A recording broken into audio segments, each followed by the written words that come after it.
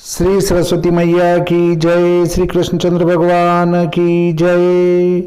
देखिए, लग्न साधन के दो प्रकार होते हैं बिना पुस्तक के।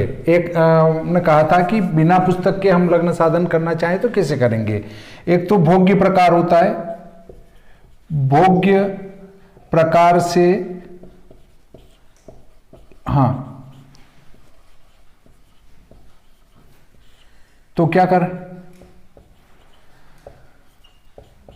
8:30 बज गई ना, बस। तो भोग्य प्रकार से लग्न साधन, और नंबर 2 पे होता है भुक्त प्रकार से लग्न साधन।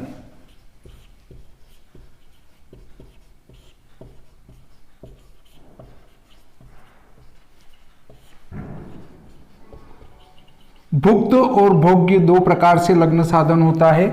हम इस पर नहीं जाएंगे क्योंकि फिर ऊपर से जाने लग जाएगा सब। अगर अपन सभी प्रकार से लग्न साधन की विधियां सीखेंगे तो कुछ भी सीख नहीं पाएंगे।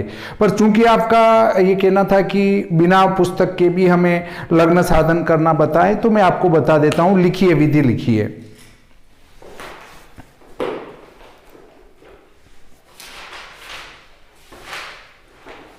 नंबर 1, जन्म समय का सूर्य स्पष्ट कर। जन्म समय का सूर्य स्पष्ट कर।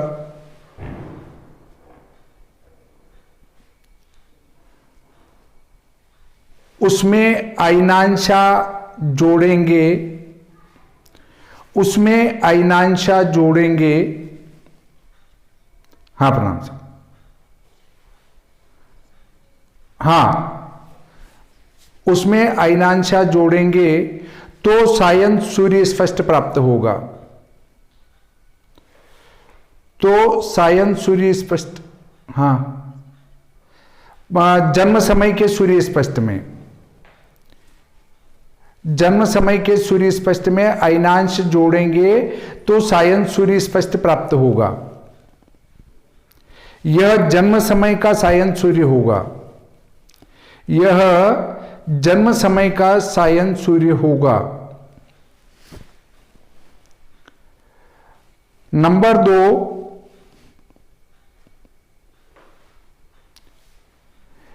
ये जिनके बच्चे खेल रहे हैं कृपया वो अपना माइक बंद कर दें, दूसरे डिस्टर्ब होते होंगे शायद। नंबर 2, जन्मदिन का सूर्योदय निकालकर, जन्मदिन का सूर्योदय जन्म स्थान का निकालकर, जन्मदिन का सूर्योदय जन्म स्थान का निकालकर उससे इष्ट गति बनावेंगे, उससे इष्ट गति बनावेंगे।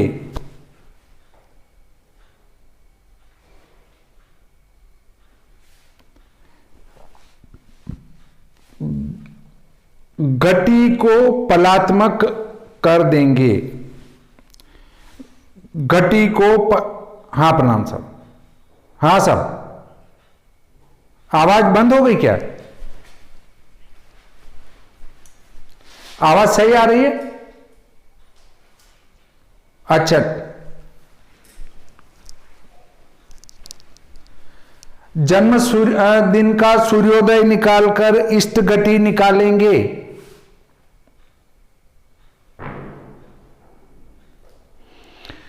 इष्ट गति निकालेंगे, इसको पलात्मक कर देंगे, इसको पलात्मक कर देंगे या पल में बदल देंगे, एक ही बात है। पलात्मक करने का अर्थ है कि गति में 60 का गुणा कर पल में जोड़ देंगे तो यह पलात्मक हो जाएगा। निर्यण लग्न स्पष्ट प्राप्त होगा। अयनांश घटा देने पर निर्यण लग्न स्पष्ट प्राप्त होगा। अभी ये केवल हमने लिखा है। अब आप सोचेंगे कि ये तो कुछ समझ में नहीं आया, तो जब मैं इसकी गणित कराऊंगा तो अपने आप ही आपको ये समझ में आता जाएगा। अगर आपको यह समझ में नहीं आता है तो चिंता नहीं करना है, क्योंकि हमने लग्न साधन उस पुस्तक से सीख रखा है। वो ज्यादा सरल है, ये बहुत ज्यादा श्रम साध्य है। अब अगला बिंदु बनाओ, दशम लग्न साधन।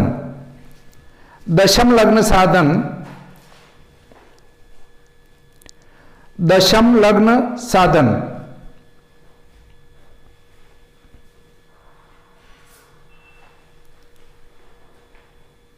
दिनमान निकालेंगे, दिनमान निकालेंगे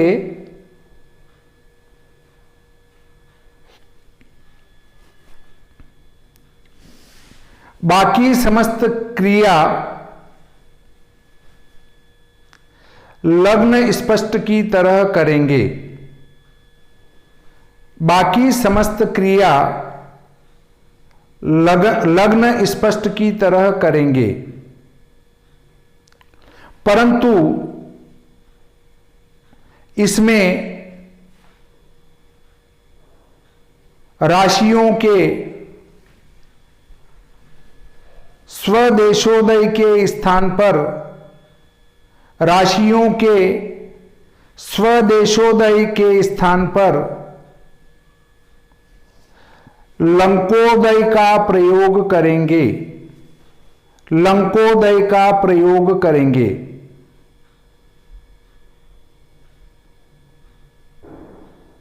बस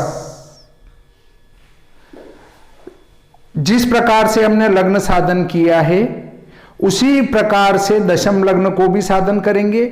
यहां दशम का इष्ट अलग होगा, वहां पर स्वदेशोदय घटाएंगे, यहां लंकोदय घटाएंगे। स्वदेशोदय का अर्थ है राशियों का अपने देश में उदय, और लंकोदय का अर्थ है राशियों का लंका में उदय। ठीक, अब जो सूर्य स्पष्ट जन्म समय का हमने निकाला है, दशम लग्न में भी वो ही सायन सूर्य उपयोग में आवेगा, भोग्य भाग भी उसका वो ही उपयोग में आवेगा। केवल उसमें जो गुणा करना है वो लंकोदय वाली राशि का गुणा करके 30 का भाग लगाना है, बस इसको ध्यान रखें। बाकी क्रिया समस्त वो की वो है, अलग से लिखने की कोई आवश्यकता नहीं है। अब चलते हैं हम, हाँ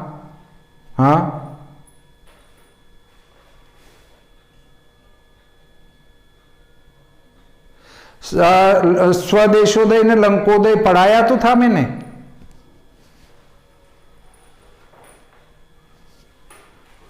नहीं। स्वदेशोदय पंचांग के पृष्ठ बताता हूं मैं आपको, उदाहरण सहित निकालना बता रखा है, आप उस उदाहरण को समझकर कर सकते हैं। पृष्ठ क्रमांक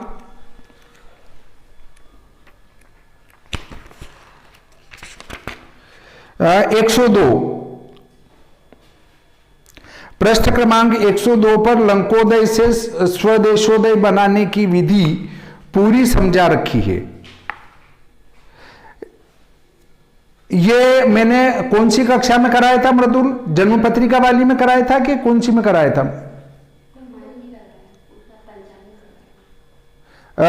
इसी जन्म पत्रिका वाले ग्रुप में या लंकोदय उसमें पंचांग वाले ग्रुप में है? अच्छा, उसमें बताई थी तो अच्छा, जन्म पत्रिका में नहीं बताई तो मैं एक बार और आपको इसको बता देता हूं कि स्वदेशोदय कैसे बनाएंगे। देखिए, पलभा निकालना आती है आपको? हाँ,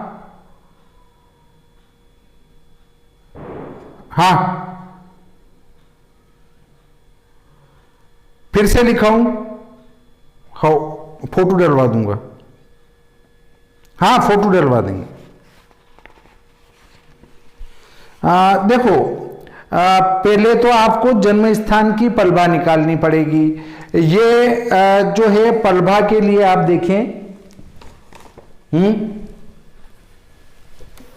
कैसे?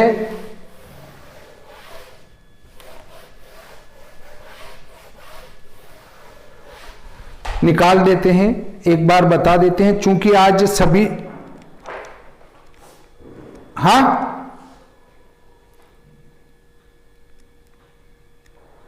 मेरे पास जो चीजें हैं वो सब आप जानना चाहेंगे तो मेरे पास यहीं रह के 2 साल सीखना पड़ेगा आपको। हाँ।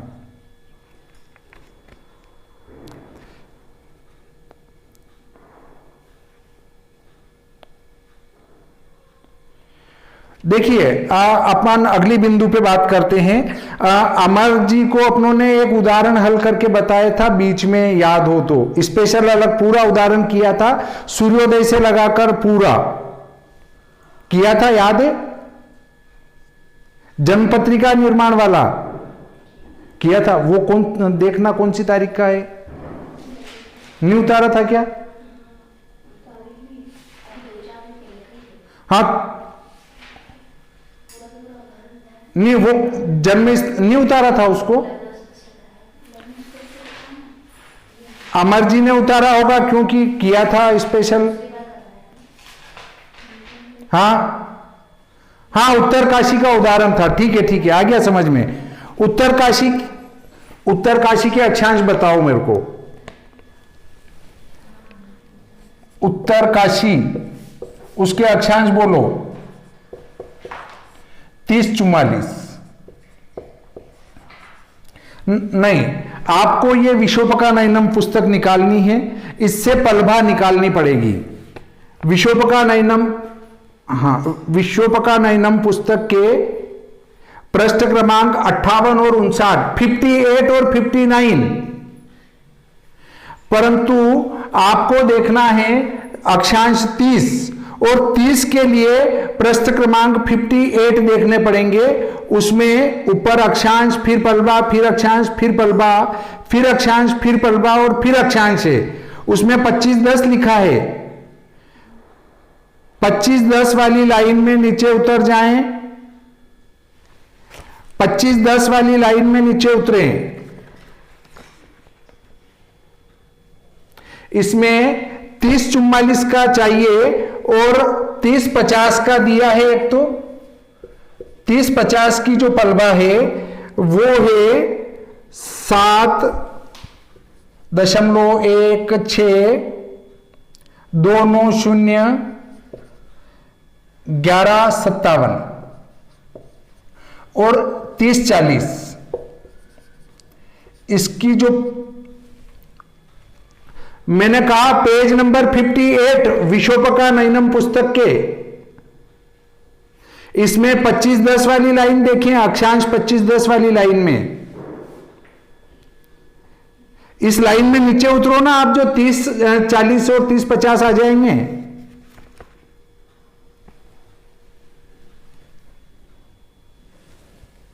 सात 7.115639 296। कुछ भी नहीं करना है, केवल इतना सा ध्यान रखना है कि आपके जो अक्षांश है उसके पहले वाले और उसके पहले वाले नीचे लिखना है, उसके बाद वाले ऊपर लिखना है, उनमें से ये घटा देना है, बस कोई विधि नहीं। अधिक वाले से कम वाला घटाना है, अधिक किससे देखना है, इससे देखना है, अपने जन्म स्थान के जो अक्षांश है उससे अधिक वाले में से उससे कम वाला घटा देना है तो अंतर आएगा।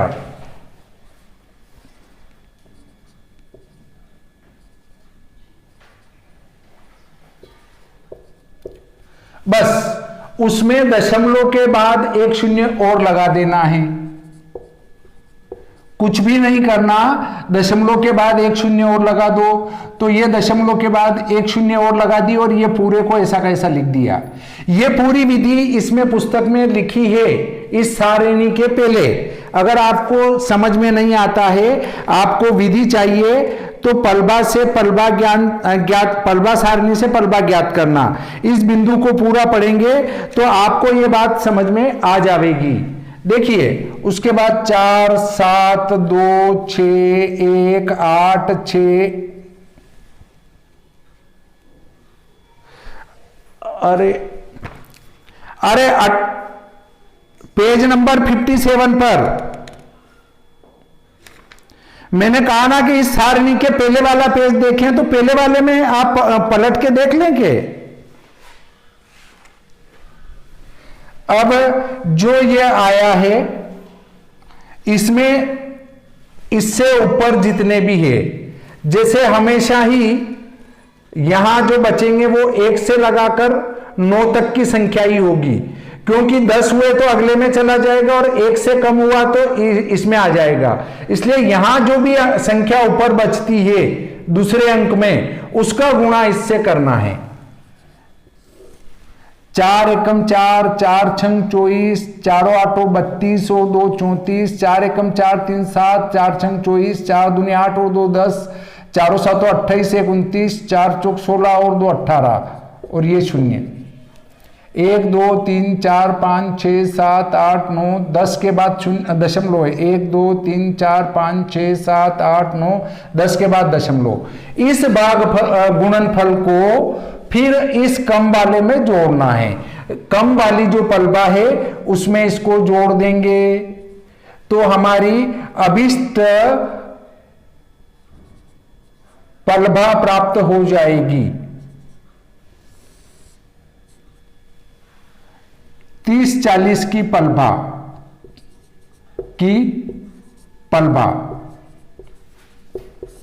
और ये 4 कला की पलबा, इनको जोड़ देंगे।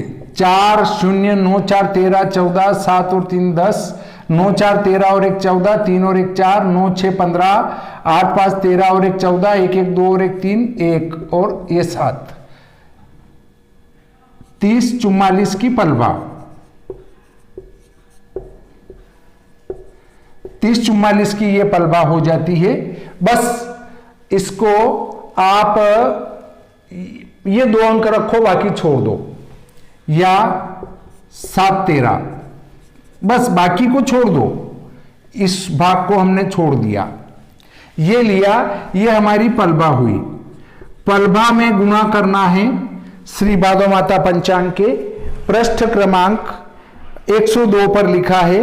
पलबा में 10, 8 और 10/3, इन 3 का गुणा करने पर 3 चरखंड आएंगे, उनको क्रमशः घटाना है और विपरीत क्रम से जोड़ देंगे तो स्वदेशोदय प्राप्त हो जाएंगे। देखिए इसमें गुणा करना है 10 पलबा,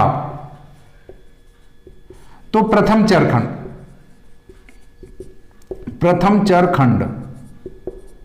और पलबा गुणित 8 द्वितीय चरखंड,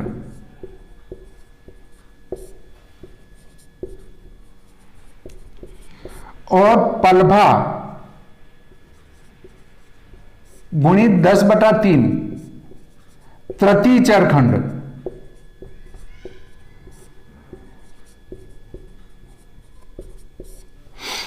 ये 3 चरखंड होंगे। तो देखिए पलबा हमारी है 7 13, हाँ क्या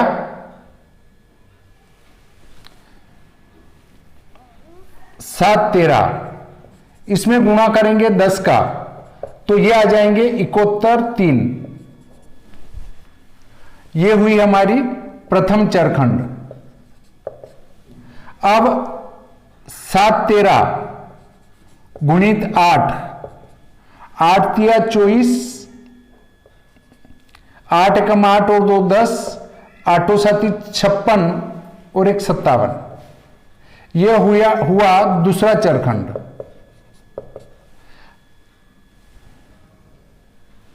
तीन का भाग लगा दें तो वो तीसरा चरखंड हो जाएगा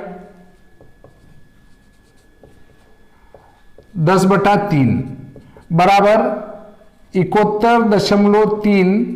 इसमें भाग लगाना है 3 का, तो यह आएगा 3 दूनी 6, 3 तिया 9, 3 7 21, 3 छंग 18, 7 हो जाएंगे। 6 ही लिख दो, ठीक रहेगा। तृतीय चरखंड 10 का गुणा किया तो ये आया, इसमें 3 का भाग लगाया तो ये आया। अब इन चरखंडों को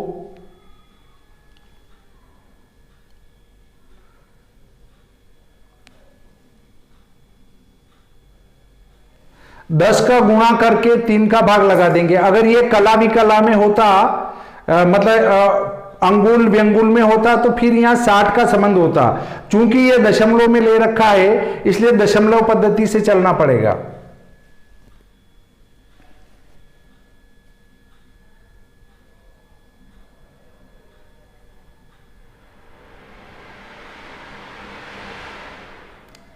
सितर में कैसे गुणा करेंगे? यहां तो 7.13 है के?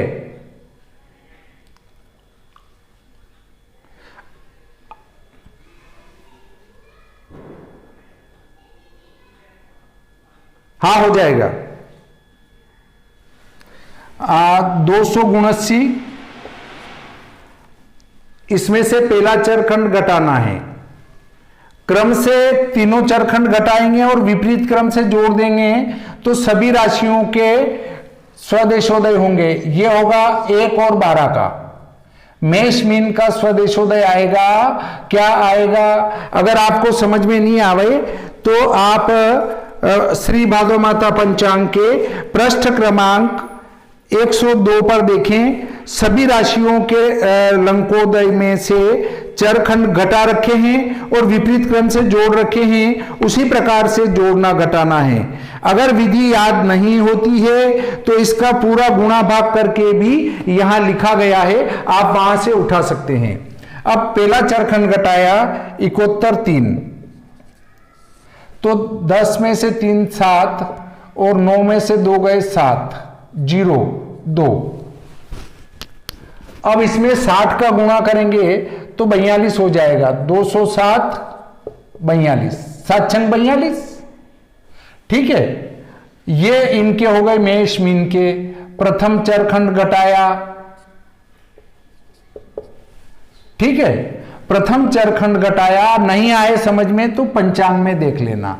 फिर आता है 2 और 11वीं राशि, इसका आता है 299। 299 में से घटाएंगे दूसरा चरखंड 57 4 0 4। 10 में से 4 गए 6 और 10 में से 1 गया 9 और 9 में से 8 गया 1, 9 में से 5 गए 4 2। ये द्वितीय चरखंड है।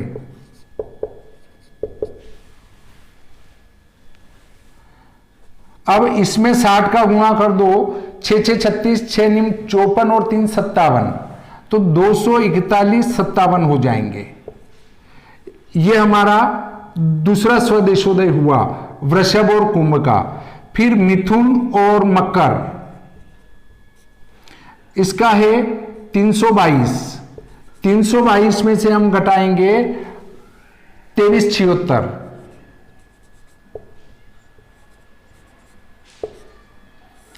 स्वदेशोदय लंकोदय घटेंगे बढ़ेंगे तो स्वदेशोदय घटेंगे बढ़ेंगे। तृतीय चरखंड 10 में से 4, 10 में से 8 गए 2 और 12 में से 4 गए 8, 12 में से 3 गए 9, 298। 6 चौक 24, 6 दूनी 12 और 2 14। ये कर दिए हमने। यहां दशमलव लगाएंगे फिर इनको कन्वर्ट करने के बाद, क्योंकि ये अगली स्टेप हो जाएगी। 298 ये हमारा मिथुन मकर का स्वदेशोदय हुआ। अब इसको विपरीत क्रम से जोड़ते हैं। देखो, कर्क और धनु, तो 322 लेंगे। 322 में ये वाला जोड़ेंगे 23 76।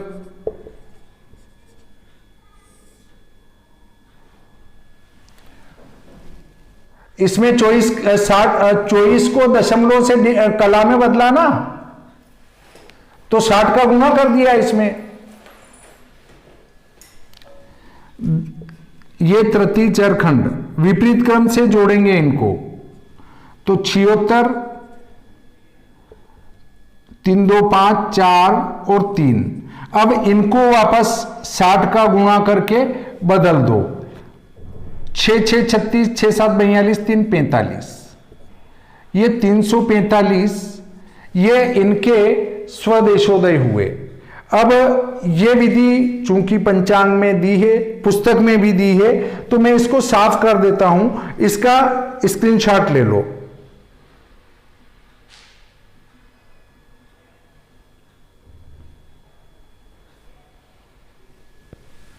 जीरो 76, इसमें 60 का गुणा, 0 6 6 36 के 6 हासिल 3, 6 7 42 और 3 45, 2 अंक के बाद दशमलव है तो 1 और 2 के बाद दशमलव, ये 45।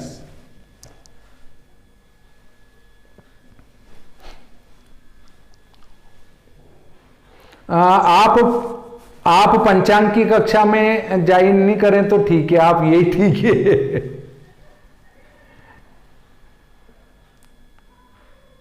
नहीं, पर आप पंचांग नहीं सीख पाएंगे। अच्छा, आप तो लखनऊ से बोल रहे हैं नहीं? जी जी जी, हाँ, आप तो पंचांग में है ही नहीं है। ये तो पूरा हो गया। अब आगे चलते हैं, इसको साफ कर देता हूं मैं। स्क्रीनशॉट ले लिया, स्क्रीनशॉट लेके इसको डाल देना, ठीक है। इसको साफ कर देता हूं मैं। अब देखिए,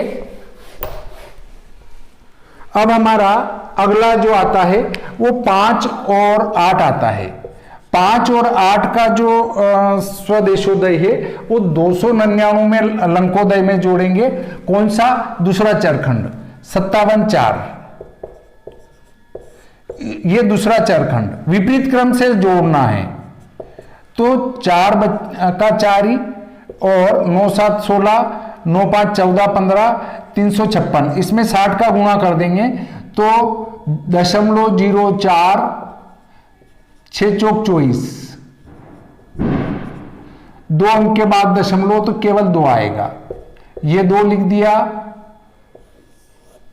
और 6 5 3। इसके बाद छठी और सातवीं राशि का 279, इसमें जोड़ेंगे पहला चरखंड 71 3, प्रथम चरखंड।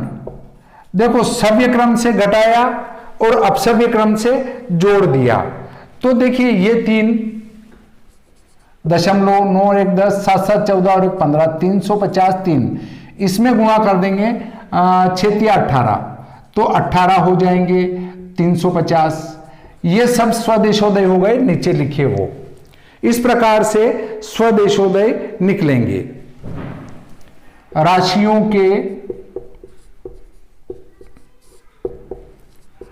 स्वदेशोदय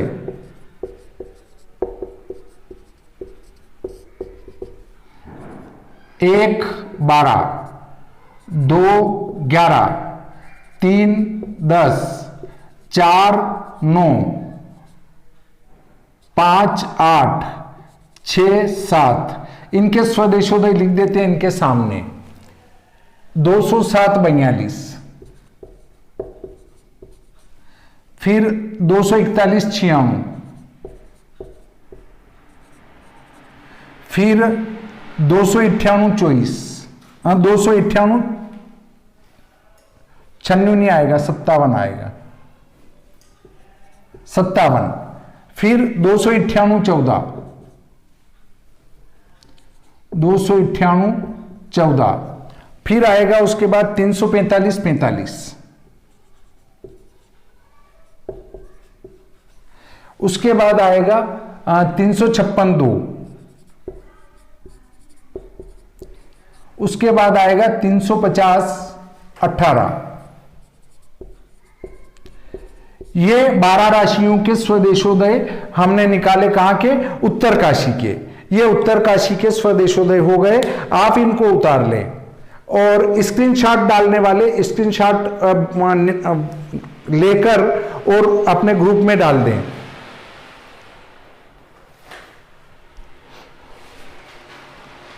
ठीक है, इसको कर देते हैं साफ। अब चलते हैं आगे। इसको उतारा हुआ रखना साफ स्वच्छ, आगे जब हम लग्न स्पष्ट करेंगे तो इनकी जरूरत लगेगी।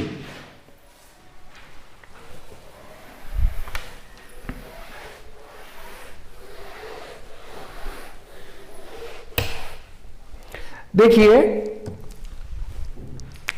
हमारा सूर्य स्पष्ट क्या था उस उदाहरण का जो अपने ने उत्तरकाशी का किया था।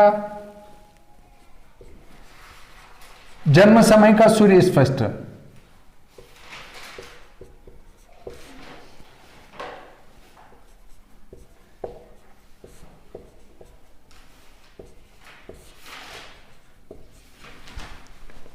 नहीं है। किसने उतारा था वो बताओ।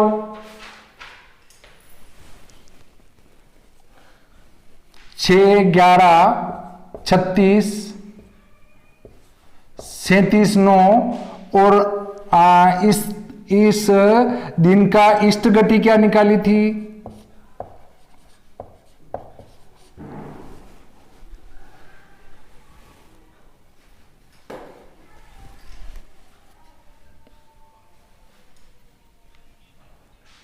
है 38, 2, 20 इसकी इष्ट गति थी। अब देखिए अयनांश क्या था? अयनांश 24, 9, 29 ये था या क्या था? अयनांश देखो, हाँ अच्छा यही था, ठीक है। अब सायन सूर्य करना है हमें, तो सूर्य स्पष्ट, ये जन्म समय का सूर्य स्पष्ट है।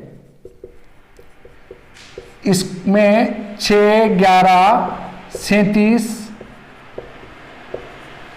हाँ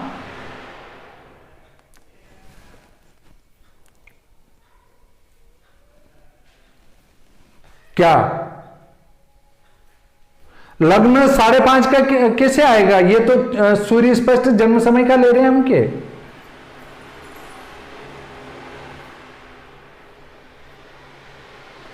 नहीं 5:30 का लेंगे तो 5:30 का कैसे आएगा? 5:30 का लेंगे तो जन्म समय भी 5:30 का होना चाहिए। फिर जन्म समय अगर आपका रात को 9 बजे का है, सूर्य स्पष्ट सुबह 5:30 बजे का है, तो लग्न स्पष्ट ही गलत आएगा।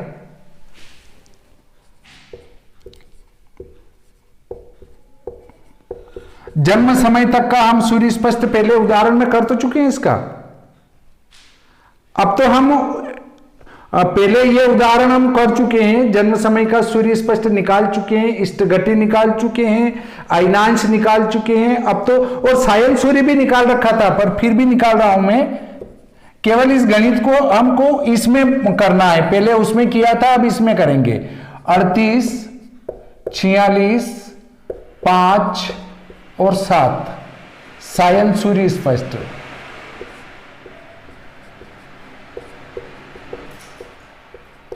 देखिए अब नियम लिखा था कि सूर्य की राशि को छोड़कर अंश, इसमें से हम ये वृश्चिक घटाएंगे।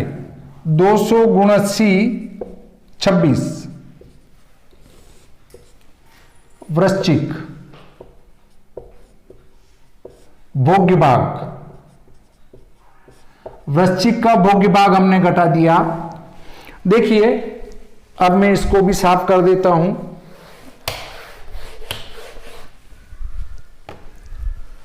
10 में 6 4, हाँ कहां पे? हाँ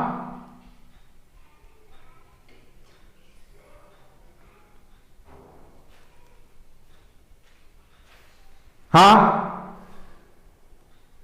हाँ हाँ ये तो है पल और ये विपल।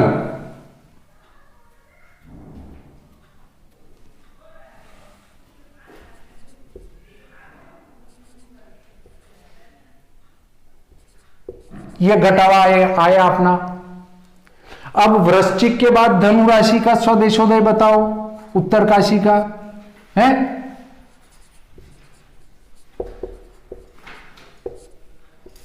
इसको घटाएंगे, 14 में से 5 9 और 12 में से 5 7, 10 में से 5 गए तो 5 और 10 में से 4 गए तो 6। देखिए, अगर आपको स्वदेशोदय निकालना नहीं आ रहा है तो इस पंचांग में मैंने स्वदेशोदय निकालकर दे रखे हैं। ये देखिए, पृष्ठ क्रमांक 94, 95 इन पर सबके दे रखे हैं। सभी राशियों के स्वदेशोदय दे रखे हैं। आपको चिंता करने की कतई आवश्यकता नहीं है। उत्तरकाशी का पेज नंबर 88 पर देखो आप, नीचे नीचे ये स्वदेशोदय पल विपल प्रतिविपल में सभी राशियों के दे रखे हैं निकालकर, कोई मेहनत नहीं करना है। पर ये चूंकि 2001 के निकालकर दे रखे हैं तो उनमें और इनमें थोड़ा अंतर आवेगा, तो चिंता नहीं करना है। अब मकर का स्वदेशोदय बताओ। 298, 14, 9 में से 4 5, 6 में से 1 5, 17 में से 8 9, 15 में से 10 5, 16 में से 3 गए तो 13। अब कुंभ का बोलो।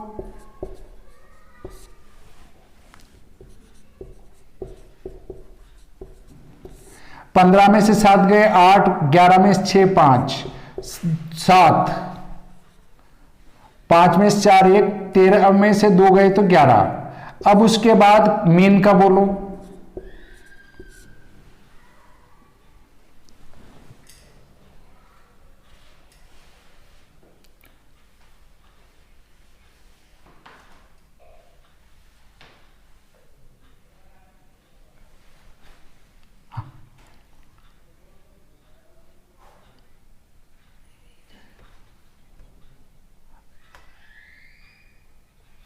अरे ये एक ही जगह 4-5 जने बातें कैसे कर रहे हैं?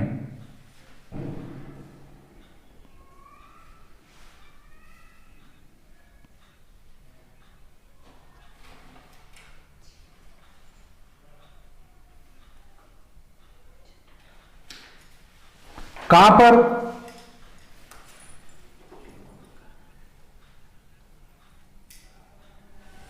यहां पर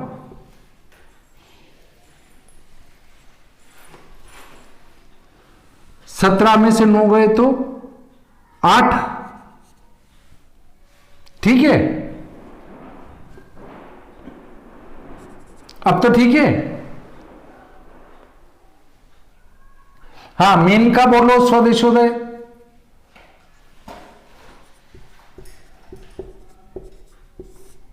8 में से 2 6 1, 16 में से 7 9, 11 में से 2 9।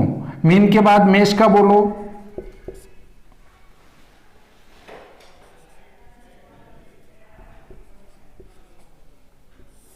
6 में से 2 4, 7 में से 4 गए तो 3, 9 में से 8 1 0, 9 में से 2 गए 7। मेष के बाद वृषभ के बोलो।